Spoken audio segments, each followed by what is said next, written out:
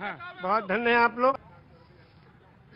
मानस की एक चौपाई है, बिन पग चले सुने, बिन काना कर, बिन करे करम विद नाना, आनंद ही सकल रस होगी, बिन वाणी वक्ता बड़ जोगी। एक राम है घर घर लेता, एक राम है दशरथ बेटा, एक राम है जगत प्रचारा, एक राम है जग से न्यारा। जो जग से न्यारा है उसके कैमरे के नीचे हम लोग खड़े हैं, हम सबके सारे कर्मों को देख रहा है। हाँ, अगर पान बेचते तो चौरसिया जरूर रखें। एक शब्द के बारे में कहना चाहते हैं, सिर्फ एक शब्द है नमाज। वाह, सभी लोग जानते हैं, मुस्लिम कम्युनिटी के लोग नमाज पढ़ते हैं। ये निवेदन करना चाहता हूं कि ये शब्द नमाज भाषा कौन सी है? इंग्लिश है कि उर्दू है कि अरबी है कि क्या है? ये भाषा कौन सी है? ये अगर चौरसिया जी बता दें तो उनका अभिनंदन है। बहुत सुंदर।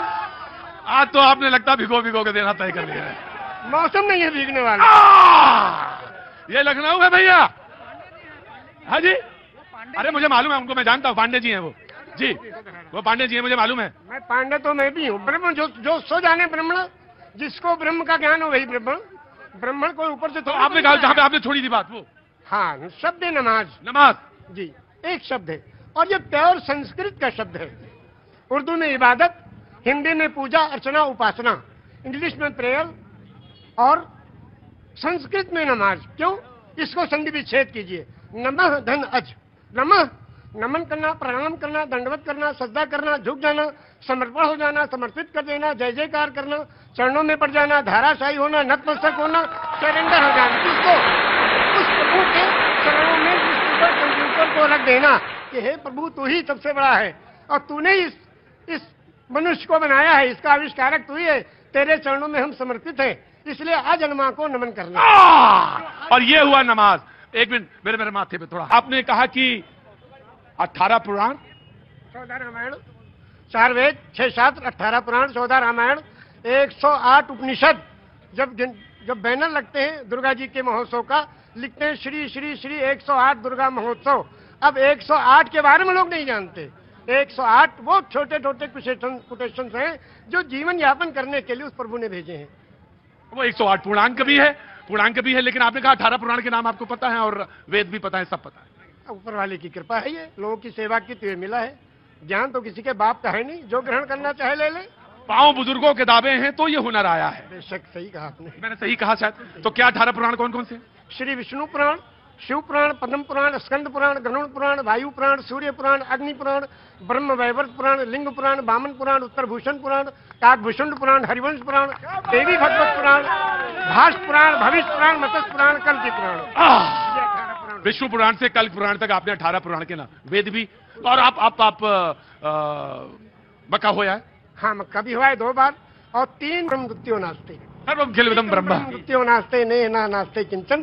पूरे ब्रह्मांड का मालिक एक ही परमेश्वर है, दूसरा कोई नहीं था, नहीं है, नहीं होगा, किंचन, किंचा भर भी नहीं, एकम एवं अद्वितीयम। वो प्रभु अकेला है, कोई दूसरा उसका भागीदार नहीं। तो जब आप रामचरितमानस में आए तो फिर क्या अच्छा लगा? अब रामचरितमानस की 1-2 कड़ियां आपको सुनाएंगे उर्दू में। हाँ। ये लिखा है पंडित ब्रिज नारायण चकबस्त लखनवी ने। जी बिल्कुल, बड़ा नाम है। हाँ। नारायण चकबस्त लखनवी। वो लिखते हैं मर्यादा पुरुषोत्तम श्री रामचंद्र जी की जीवनी में कि रुखसत हुआ वो बाप से लेकर खुदा का नाम। रुखसत हुआ वो बाप से लेकर खुदा का नाम, और राहे वफा की मंजिलें अव्वल हुई तमाम। जब जाने लगे मर्यादा पुरुषोत्तम पिता के त्रिवसन को पूरा करने के लिए, तो पिता से जाके आज्ञा लेते हैं, पिताजी अब हम आपके आज्ञा का पालन करने जा रहे हैं, और माता को जो आपने, सौतेली माता को जो आपने वचन दिया उसको पूरा करने जा रहे हैं, आपका आखिरी दर्शन करने आए हैं। तो उस वक्त का दर्शन वो लिखते हैं कि रुखसत हुआ वो बाप से लेकर खुदा का नाम, और राहे वफा की मंजिलें अव्वल हुई तमाम। पहली मंजिल खत्म हुई और बाप से आज्ञा लेके और वनवास के लिए जा रहे हैं। और जब माता जी के पास गए तो उनसे जब पूछना चाहा तो उसमें लिखते हैं कि माता कौशल्या जी सिर्फ देखती रही, और जब उससे पूछा, उनसे इजाजत ली, तो कहने लगी कि मैं खुश हूं, फूंक दे कोई इस तख्त ताज को, और तुम ही नहीं तो आग लगाऊंगी राज को। जब तुम ही नहीं तो आग लगाऊंगी राज को। क्या आज भी कोई बेटा इतनी बड़ी सल्तनत को ठोकर मारकर और पिता की आज्ञा का पालन करने के लिए तैयार है?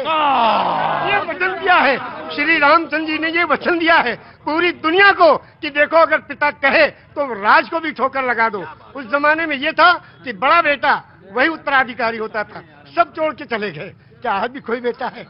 तो इस राम की जीवनी से ये सबक लेना चाहिए। आचार्य जी आपने तो आचार्य अब बिल्कुल, अब इसके आगे अब आप हमसे क्या कहवाएंगे, बस इतना ही है। ऐसे दोनों आंखों सच में ये है कि दोनों आंखों से जलधार बह रही है। और शायद निषाद राज ने भगवान के जब चरण पखारे होंगे तो शायद यही रहा होगा दृश्य। निषाद राज ने यही पूछा हाँ, जब गए हाँ, जो उत्तराधिकारी हुए थे हाँ। और तलाश करते गए, निषाद राज ने पूछा प्रभु आप कहाँ? हाँ। कहने के अपने भाई को ढूंढने। फर्जी ने कहा हाँ। तो कहने भाई को ढूंढने के लिए पूरी फौज लेके आए हो? हाँ, अब फौज लेके आओ तो इसके माने तो आप उनका बिल्कुल खात्मा ही करने आए हो? कहा नहीं, अपने भाई को लेने आए हैं। अगर वो नहीं गए तो हम उनके चरणों में जो चीज है खाऊं उसी को ले जाके रखेंगे सिंहासन में, फिर राज करेंगे। क्योंकि रामचरितमानस की कौन सा पंक्ति आपको सबसे मन को भाती है? सबसे ज्यादा तो यही भाती है कि बिन पग चले सुने बिन काना, कर बिन करे कर्म बिन नाना, आनंद ही सकल रस होगी बिन मारी वक्ता बढ़ जोगी। एक राम है घर घर लेटा, एक राम है दशरथ बेटा, और एक राम है जगत प्रचारा, एक राम है जग से न्यारा। और उस राम को कब याद करते हैं? उस राम को याद करते हैं जब अर्थी उठाई जाती है। क्या कहते हैं? राम सत्य है। क्या मतलब? मर्यादा पुरुषोत्तम श्री रामचंद्र की जो पूजा और अर्चना उपासना करते थे, जिस राम की वही राम सत्य है।